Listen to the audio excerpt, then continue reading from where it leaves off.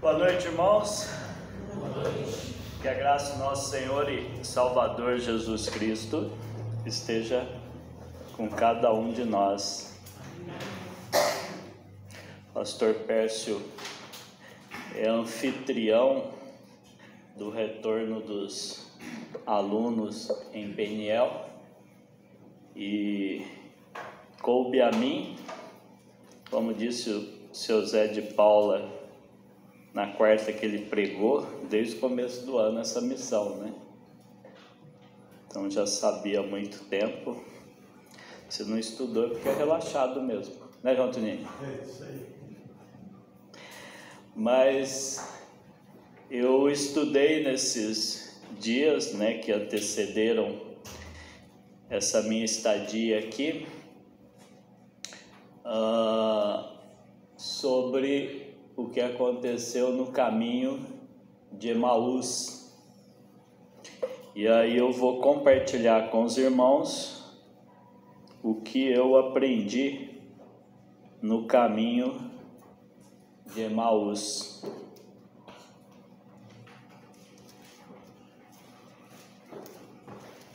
A história no caminho de Emaús, contada em Lucas, capítulo 24, de 13 até o 35. Lucas, capítulo 24, versículos 13 a 35.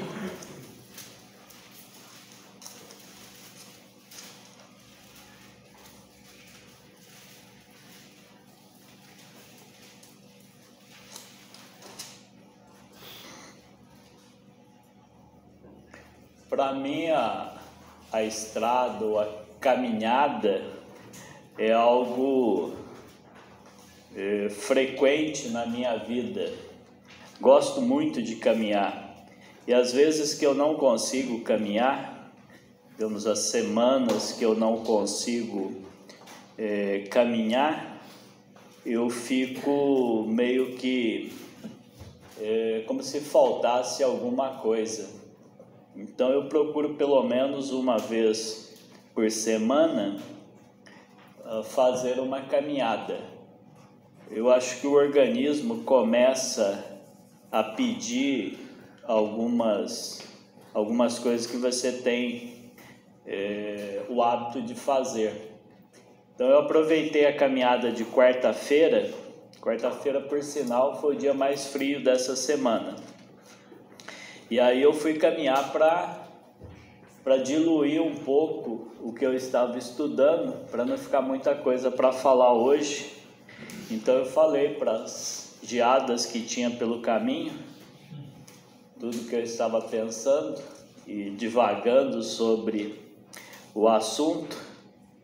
E aí hoje fica um pouco menos. Quarta-feira tava muito frio e alguns locais tinha até geada, né? Eu fui por aquela região ali do Sapé e tinha muito frio. Mas mesmo assim é gostoso caminhar pensando em alguma coisa. Agora não tá frio, né? Que isso? Tá bom, seu pai, ele manda mais do que eu, não sei. Mas na quarta tava frio, né? Você podia dizer frio. Eu geralmente escolho os dias mais frios para fazer algumas coisas que eu gosto, seja acampar ou seja caminhar.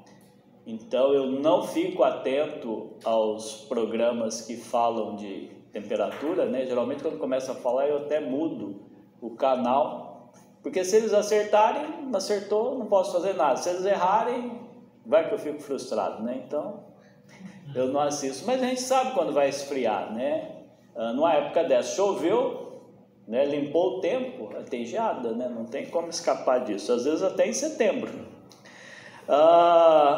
Mas nessas caminhadas ou nesses acampamentos é um tempo que a gente faz uma reflexão em alguns assuntos, né, e o bom é quando se faz isso num assunto bíblico.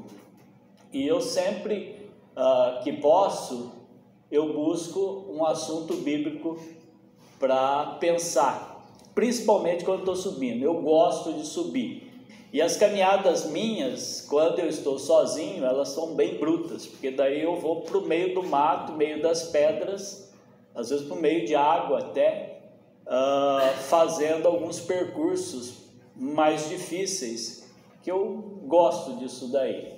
Alguns me dizem, nossa, mas um frio desse, não sei como é que você gosta. Eu falei, um dia eu não vou gostar. Pode ser, como o inverno não é todo ano que tem um inverno gostoso que nem esse, então o ano que vem não vai ter inverno assim, né? E se tiver inverno assim, você nem vai notar, porque tem Copa do Mundo e tem eleição, você vai estar tão perdido com outros assuntos, você nem vai ver o inverno.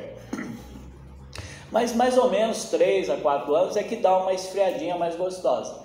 Pode ser que se for daqui 4 anos, eu lá com os meus 60 anos já vou estar que nem o Jonas, né? Frio pelas costas mata, então não vou tomar frio nas costas. Então eu tenho que aproveitar esse ano. Então se esfriar ainda, é o dia que eu vou. Vi falar que essa semana vai fazer frio, então eu já estou programado para ir para São Paulo, né? Preciso sentir o frio de São Paulo, que eu ainda não senti legal esse ano. São Paulo é uma cidade bem fria quando está frio. Mas caminhando também, pensando nos discípulos de Emaús, quem que eu encontro no caminho? Os discípulos de Emaús saindo lá da cruz, lá ó, Jerusalém fica para trás, eles vão para Emaús. Lá perto das suas terras, Ângela. Larguei a variante lá em frente à sua propriedade, né, para a gente fazer um circuito mais pequeno, uma vez que o João Mendes tem passado por alguns problemas no joelho, então já não temos caminhado os 30 quilômetros antigos, né, Sr. João? O Sr. João falou isso, eu falei, ó, calma, essa casa não é a dela é aquela lá mais na frente, então não vamos lá não. Sim. Mas na realidade eu nem penso que os discípulos de Emaús são 2 homens. Eu acho que é um casal, né, que estava andando por aquelas estradas e tem questões bem interessantes, e nós vamos ler agora a Bíblia a partir do versículo 13 até o 13 e o 14 nesse caso, né? Naquele mesmo dia, 2 deles estavam de caminho para uma aldeia chamada Emaús, distante de Jerusalém 60 estádios, e iam conversando a respeito de todas as coisas sucedidas. Eles saem de Jerusalém depois de todos os fatos que ocorreram, e nós vamos ver mais adiante, e vão para Emaús, que é a cidade deles. Emaús seria um Poços de Caldas aqui nossa, é uma cidade de águas termais, águas quentes, e é perto de Jerusalém, 10 quilômetros, para quem anda bem não gasta nem 2 horas para fazer esse percurso. Mas o que nós vemos, todos os irmãos conhecem bem essa passagem, é que há digamos assim, um fim de tempo para esses 2 que estão indo lá para a cidade deles, que é Emaús. E eles vão conversando em relação ao que tinha acontecido naqueles últimos 3 dias, e envolvia diretamente eles. O que chama a atenção é que eles estão saindo de Jerusalém antecipando o que seria uma ordem de Jesus para o futuro e não para aquele momento. Então, para eles já acabou qualquer perspectiva de vida em relação ao que eles viveram nos últimos 3 anos e mais precisamente nos últimos 3 dias. E isso faz com que eles fiquem perturbados, talvez, em suas conversas.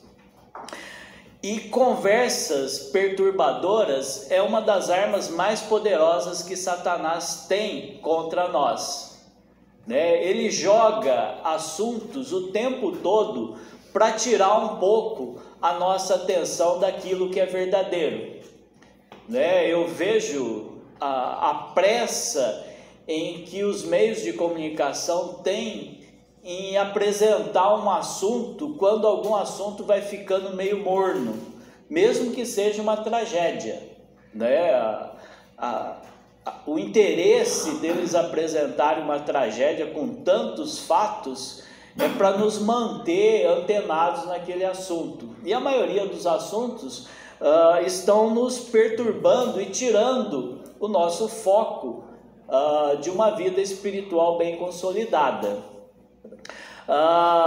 Os discípulos, apesar de terem a evidência concreta ali de que Jesus havia morrido, eles falharam em acreditar que a ressurreição realmente tinha acontecido, porque eles estavam mais distraídos com tudo que aconteceu do que com o que Jesus já havia prometido para eles antes. Você pode ter um monte de teologia para dizer, não era tempo ainda, Jesus ia revelar depois, o Espírito Santo viria depois, mas Jesus falava o tempo todo para eles que isso ia acontecer e ia levar 3 dias, mas isso não seria definitivo. E eles, por causa de tudo que aconteceu ali, eles ficaram persuadidos por aquela situação e acabaram distraídos em relação à questão principal de tudo que aconteceu, que era a ressurreição de Cristo. Não tem como negar que Deus está no controle de toda a situação. Então, por mais tragédia que esteja acontecendo e nós sejamos, digamos assim, alimentados por essa tragédia, nós não podemos distanciar do que nós temos aprendido de Deus e estar atentos com relação ao nosso futuro, o que é garantido para nós, que é mais importante do que tudo isso, e não vai ser afetado de forma alguma pelas estruturas abaladas desse mundo, né? Nós temos um futuro garantido, e mesmo que a situação pareça adversa, mesmo dentro do nosso contexto cristão, Deus tem o controle de toda a situação. E pode ser que e algumas coisas erradas que estejam acontecendo ao nosso redor seja justamente para nos lapidar em alguns aspectos da vida, fazer com que a nossa sabedoria seja alimentada e torne-se produtiva em relação à vida que ainda estamos vivendo. Na realidade, Deus sempre está conosco, né? Por qualquer lugar que eu tenha caminhado, caminhado não só no sentido físico, né, mas no sentido de caminhar em pensamentos, em envolvimentos, em informações que tenho recebido, e isso tem de alguma forma às vezes mudado a minha direção, esses caminhos que podem se tornar torturosos, eles têm Deus no controle da nossa vida. Pode ser que eu esteja recebendo informação demais do mundo, mesmo informações com base cristãs, mas eu esteja saindo da onde é a vontade de Deus, do caminho que Deus tem estabelecido para mim. Satanás, ele tenta constantemente tirar daquele caminho, desde Adão e Eva. E cada dia a situação é pior. Eu não consigo ver em momento nenhum, por mais que se fale que cresceu o número de evangélicos, que tem isso, que tem aquilo, que haja uma melhora ou uma aproximação do ser humano em relação a Deus. O que eu tenho visto é sempre um distanciamento, porque os crentes ficam mais flexíveis por causa da artimanha de Satanás em jogar excesso de informação, e com essas informações vem muitas que a gente acaba adquirindo para a nossa vida. Então, por onde eu tenho caminhado? Estarei no caminho errado? Deus sempre trabalha em todas as situações, e sua presença é sempre garantida na nossa vida. O que eu descobri é que não devo me envolver demais com as situações que o mundo me apresenta nos caminhos que percorro. O assunto do momento, não sei você, mas o que eu vejo, e as pessoas chegam no escritório e querem conversar comigo, é sobre o Trump, né? Isso causa um pânico nas pessoas, a questão do Trump. Eu não sei porquê, ele não me causa pânico. O que poderia o Trump fazer que Deus não me faria melhor? Mas o Trump, ele está fazendo... Ele vai fazer mais. O Trump, ele é presidente do maior país do mundo no momento, e o mais organizado. Ele não tem um tribunal para julgar ele. Então, se achar assim, se alguém não gostar do Trump, uma hora vai levantar alguém e vai puxar a orelha dele. Ele bate na pessoa, ele sai da pancada para cima. Ele não é um cara submisso a qualquer autoridade. E pensando nessa questão, não adianta ficar especulando se é bom, se é ruim, se vai melhorar, se vai piorar, se a economia vai fazer... A economia tem hora que vai dar errado, em qualquer país do mundo, né? Até nos Estados Unidos. Ela deu errado nos Estados Unidos, por isso ele está tomando essas medidas. Ele quer realinhar o país dele, e ele tem poder para isso. Somos o bode expiatório? Somos. Fazer o quê? Deus está conosco. Não estou julgando o mérito da questão, estou apenas dizendo como exemplo do que é mais comentado nos nossos dias essa questão, né? Daqui a uns dias pode surgir um outro assunto e começarmos a ficar preocupados com outro assunto, e nós esquecemos que, independente das pessoas que estão lá e do poder que elas têm, às vezes, na situação, Deus está conosco e Ele pode me ajudar ou no caminho que eu estou percorrendo, ou me apresentar um novo caminho para isso. Continuando no nosso texto aqui, isso daí eu já falei tudo. Lucas 24, agora do 15 até o 24. Versículo 15 diz que aconteceu que enquanto conversavam e discutiam, o próprio Jesus se aproximou e ia com eles. Os seus olhos, porém, estavam como que impedidos de o reconhecer. Então lhe perguntou Jesus: que é isso que vos preocupa? E de que ides tratando à medida que caminhais? E eles pararam entristecidos. Um, porém, chamado Cleopas, respondeu dizendo: és o único, porventura, que, tendo estado em Jerusalém, ignoras as ocorrências destes últimos dias? E ele lhes perguntou: quais? E explicaram: o que aconteceu a Jesus, o Nazareno, que era varão profeta, poderoso em obras e palavras diante de Deus e de todo o povo, e como os principais sacerdotes e as nossas autoridades o entregaram para ser condenado à morte e o crucificaram. Ora, nós esperávamos que fosse ele quem havia de redimir a Israel. Mas depois de tudo isso, isto é já este o terceiro dia desde que tais coisas sucederam. É verdade também que algumas mulheres das que conosco estavam nos surpreenderam, tendo ido de madrugada ao túmulo, e não achando o corpo de Jesus, voltaram dizendo terem tido uma visão de anjos, os quais afirmam que ele vive. De fato, alguns dos nossos foram ao sepulcro e verificaram a exatidão do que disseram as mulheres, mas não o viram.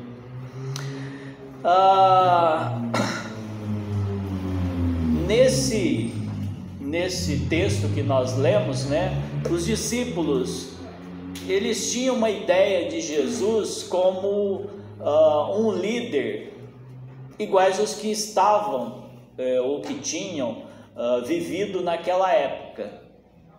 O império que dominava eles era o Império Romano. O império anterior ao romano era o Império Grego.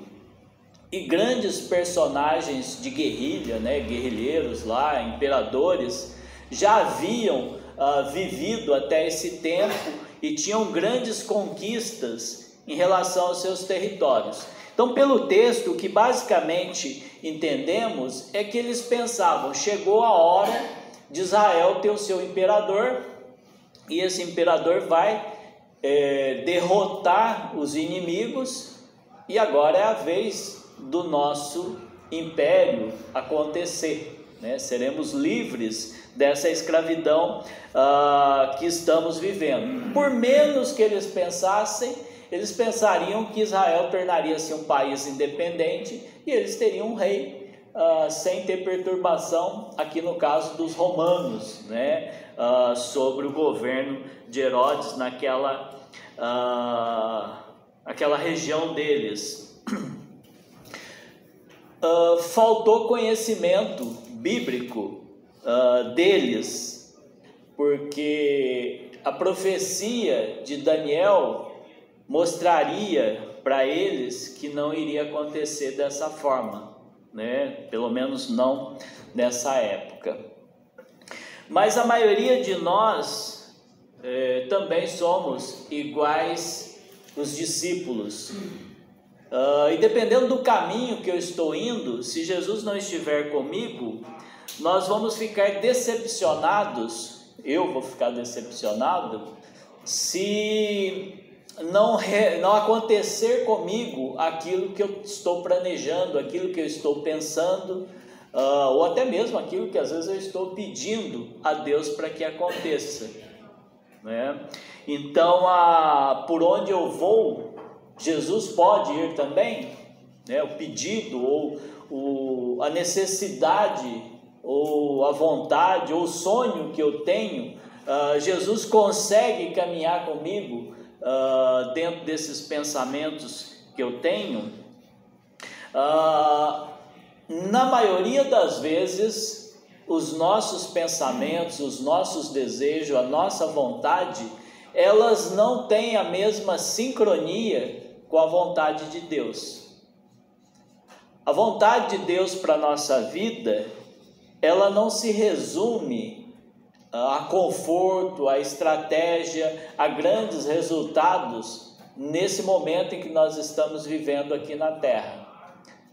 O que Deus tem preparado para nós, segundo Paulo escreve aos Efésios, aos Colossenses, é algo futuro reservado nos céus. E para um dispensacionalista como eu não me canso de dizer, se você não entende nada de Israel e de igreja, pense: Israel pensam na terra, poderio na terra, né? Dinheiro, riqueza, vence batalhas, pode acontecer um monte de coisa com Israel na terra. A igreja, todas as suas bênçãos reservadas a ela, está nos céus. Então, eu posso ser bem sucedido na terra? Posso, não tem problema nenhum. Recentemente, um rico empresário paulista faleceu, e não sei se ele aceitou Jesus, que eu particularmente não conhecia pessoalmente. Não tive contato pessoalmente com ele depois que disseram que ele estava indo numa igreja evangélica.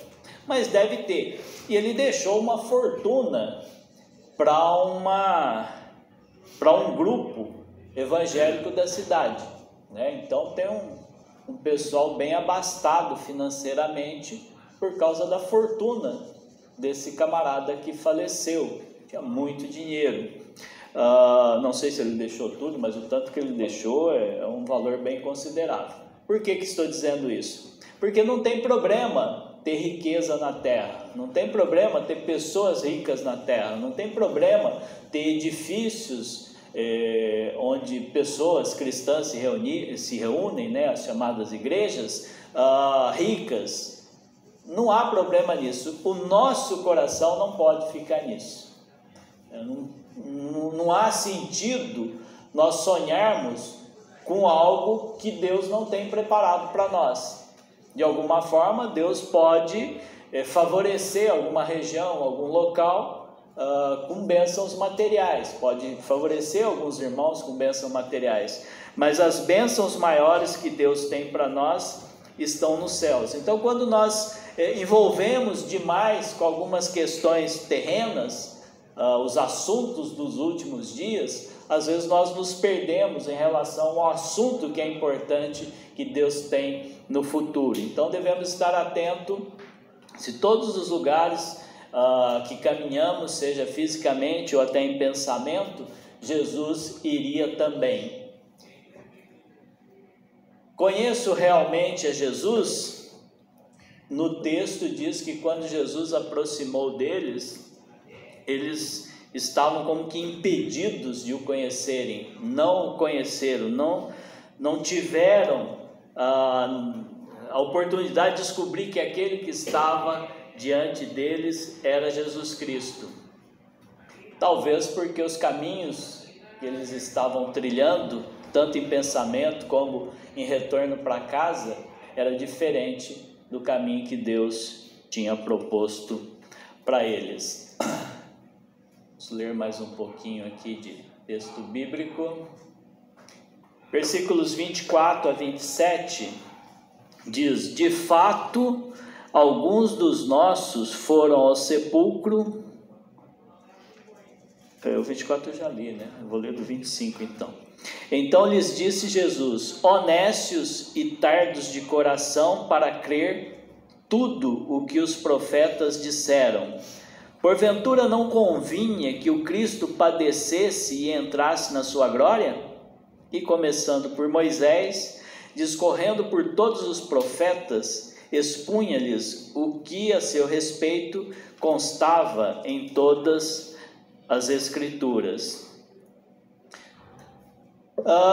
É possível encontrar Jesus mesmo que estejamos no caminho errado, né? Todo mundo é capaz de dar um passeio até Emaús alguma vez na vida, saindo de Jerusalém, do momento da glória de Cristo, e ir até Emaús.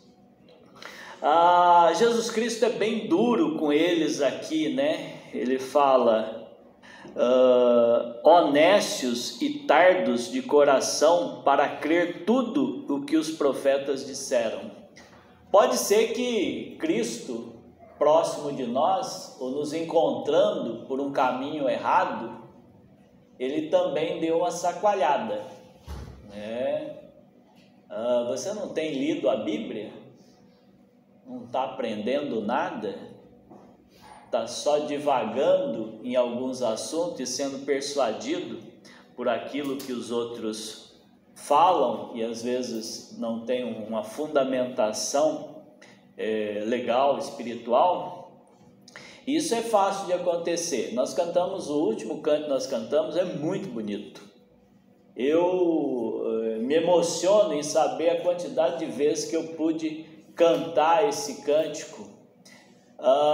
Mas eu não sei quantos irmãos já prestaram atenção. Ele é muito cantado na época do Natal, porque ele fala do Natal, né? E ele começa falando das estrelas, né? Nas estrelas veja a sua mão. Agora eu entendi o sentido do Natal, né? Então todo mundo canta como se fosse um jingle bell cristão. É um cântico de uma teologia muito boa, né? O autor disso daí, né? Quem criou esse cântico, quem escreveu a letra desse cântico, ele estava vivenciando uma teologia profunda ali para transformá-la em música. Às vezes nós cantamos, como a maioria dos cânticos, e não damos muita atenção para aquilo que está expressando. Às vezes lemos a Bíblia também e não sentimos nada, né? Eu li essa passagem de Emaús em várias versões, eu li muitos comentaristas. É bom viver nesse tempo que nós vivemos. Então, além dos comentaristas antigos, né, com as suas ortodoxias bem profundas e difíceis de entender, nós temos os comentaristas modernos, né, os mais novos, Pércio, Swindoll, Moody, alguns mais novos, né? E tem também hoje os comentaristas de internet. Aí você tem que ter um filtro bem grande, né? Porque muita gente escreve na internet, faz vídeo sobre todos os assuntos. Então qualquer jovem senhor, jovem senhora, jovem senhorita, vai lá, escreve e põe na internet. Então, quer dizer, facilita para nós o entendimento sobre o que está acontecendo no texto. Agora, o que o texto vai nos dizer, né, o que eu vou extrair do texto para a minha vida, isso é meu, de acordo com o meu relacionamento com Deus. Então, o quanto eu debruço sobre aqueles dois, né, que pode ser um casal, ou pode ser dois discípulos homens mesmo, sobre a situação que eles estão vivendo naquele momento. Né? Eles viviam o ápice daquilo que nos traz salvação e estavam distraídos. Eles estavam discutindo talvez o barulho da multidão, né? Porque imagina uma semana antes desses acontecimentos. Jesus entra em Jerusalém, um alarido, né? O pessoal colocando palmeira e gritando, Hosana, né? Aquele que vem em nome do Senhor, e aquela festa toda. Alguns dias depois, Jesus é preso, e aí a multidão começa a gritar, crucifica-o, né? É um negócio para mexer com os parafusos das pessoas. E ele é crucificado e é morto, e é sepultado. E aí vão olhar no túmulo, tem ninguém lá, tudo acabado.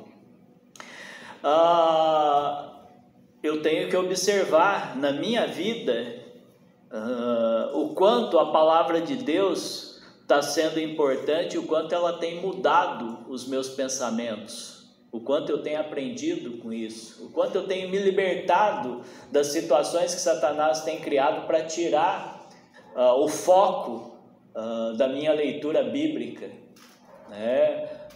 Quando levanto, quando vou ler a Bíblia, quando vou orar, a preocupação em de repente fazer um pouco mais rápido para que dê tempo de eu me atualizar de algumas notícias, né?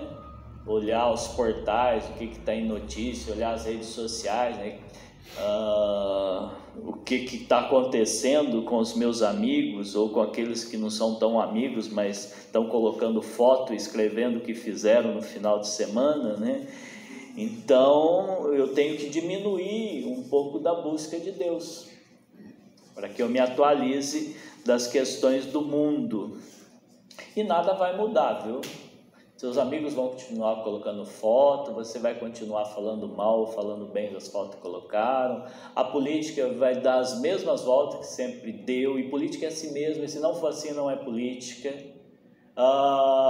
O futebol é a mesma coisa. Eu imagino esses dois aqui lá com os timinhos deles, né? Um torcia lá pro Coqueiro Futebol Clube, né? E achava que aquele ano ia ser campeão de alguma coisa e não foi nada, né? Sempre tem as mesmas coisas. Naquela época devia ter o time lá dos marinheiros que chutava caveira, né? E dos coqueiros que chutava coco, porque não tinha bola, né? Pô, futebol naquela época não funciona. O Senhor nos permite andar assim, errado às vezes, por um curto período, se nós o buscarmos, para que nós sejamos também moldados em alguma situação. Mesmo que eu me distraia em alguns dos caminhos que eu estou, né, percorrendo, Deus está comigo.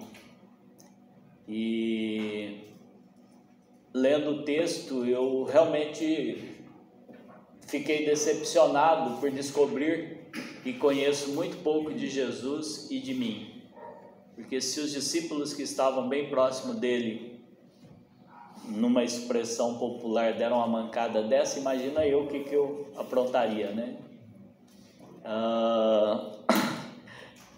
Mas acima de tudo, Jesus pode aparecer no meio do caminho e ainda se tornar o anfitrião da minha vida. Então vamos para Lucas 24, versículos 28 até o 35, que é o nosso final aqui, né? Os irmãos ficarem felizes, é a nossa conclusão. Quando Jesus se aproximava da aldeia para onde iam, fez ele menção de passar adiante, mas eles o constrangeram, dizendo: fica conosco, porque é tarde e o dia já declina. E entrou para ficar com eles. E aconteceu que, quando estavam à mesa, tomando ele o pão, abençoou-o, e o tendo partido, lhes deu. Então se lhes abriram os olhos e o reconheceram, mas ele desapareceu da presença deles. E disseram um ao outro: porventura não nos ardia o coração quando ele pelo caminho nos falava, quando nos expunha as Escrituras? E na mesma hora, levantando-se, voltaram para Jerusalém, onde acharam reunidos 11 e outros com eles, os quais diziam: o Senhor ressuscitou e já apareceu o Simão.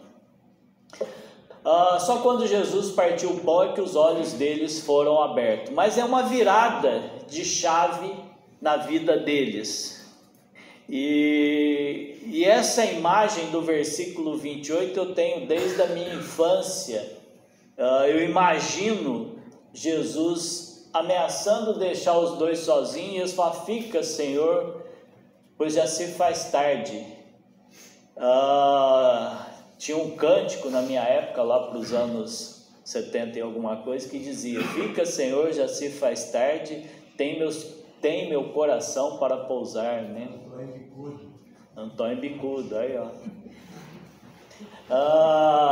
Então é um cântico muito bonito, e eu ouvi muito, cantei muito nas reuniões, nas casas, né?